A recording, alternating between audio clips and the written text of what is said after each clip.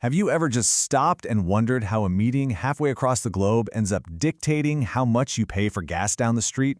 Well, that's exactly what we're diving into today in this explainer. We're looking at the ripple effect. We're going to trace how geopolitical tremors on the world stage cascade down to shape national policies, influence massive corporate strategies, and ultimately impact your own wallet. From global peace talks to the sports you watch in your living room, it's all connected. Let's get into it. Here is our roadmap for today. We'll kick things off with a potential US-Iran peace deal, then see how that ties into our local fuel costs here in Malaysia. After that, we're looking at some brand new EV rules, Astro losing the World Cup, and finally, a couple of massive corporate moves from CIMB and EWI. All right, let's jump right into part one, the US-Iran peace deal horizon. So there's some really fascinating stuff happening right now. Reports are coming in that Washington and Tehran might actually be closing in on a historic one-page memorandum to end the conflict in the Gulf. And get this, Pakistan is the one acting as the crucial mediator. To give you a sense of the players here on the U.S. side, negotiations are reportedly being driven by President Trump's envoy Steve Witkoff and his son-in-law Jared Kushner. In fact, things are moving so fast that President Trump just hit pause on a 2-day-old naval mission known as Project Freedom, which was originally meant to guide ships through the blockaded strait, and he explicitly said he paused it because of the progress in these very peace talks.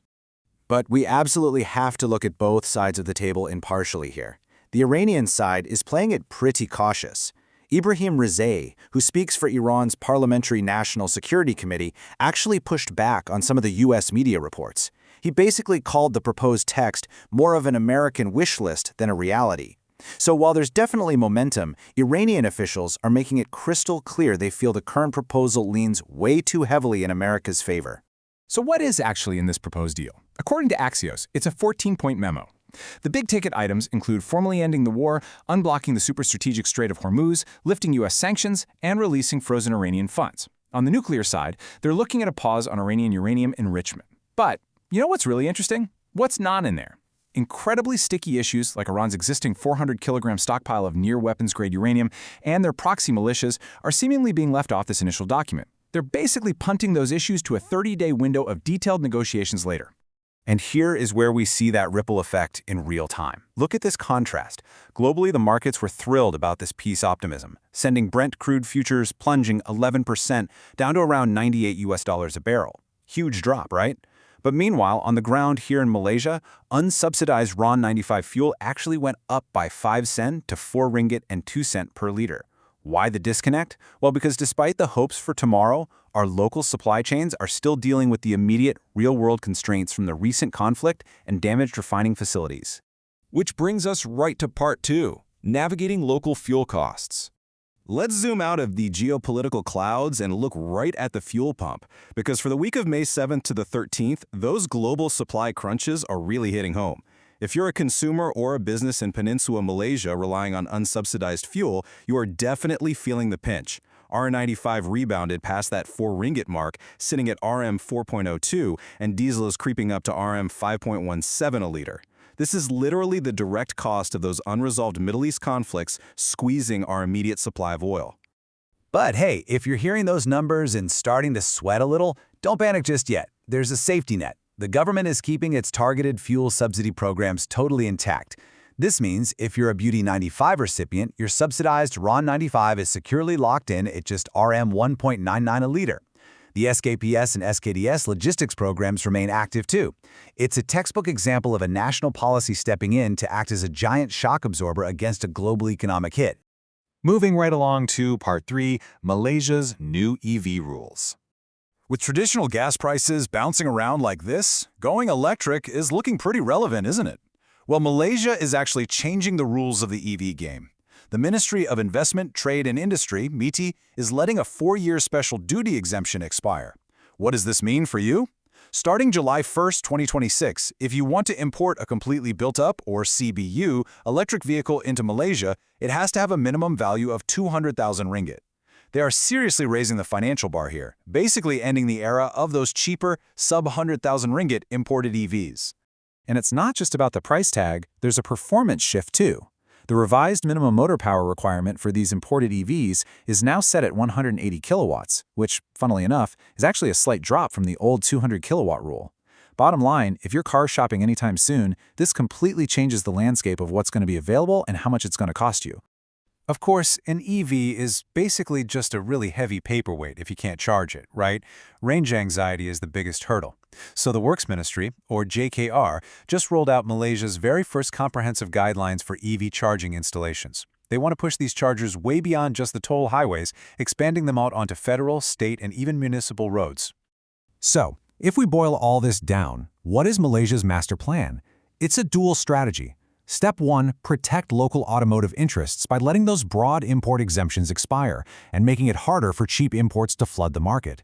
Step 2, aggressively build out the local charging grid so that domestic and approved EVs actually have a solid network to run on.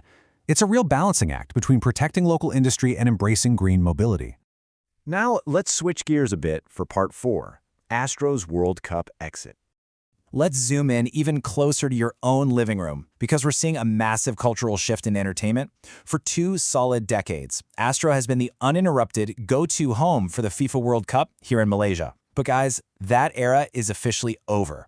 Astro actually put in a bid for the 2026 tournament, and FIFA rejected it. Instead, the communications minister just announced that RTM and Unify TV are taking up the official mantle to broadcast the matches.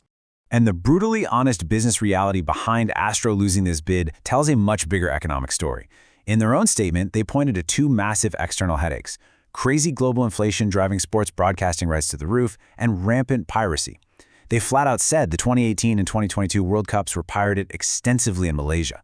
I mean, think about it. When your costs skyrocket and your product is constantly being stolen en masse, the commercial viability for your shareholders just completely evaporates. Which leads us perfectly into our final section, Part 5, Corporate Moves, featuring CMIB and EWI.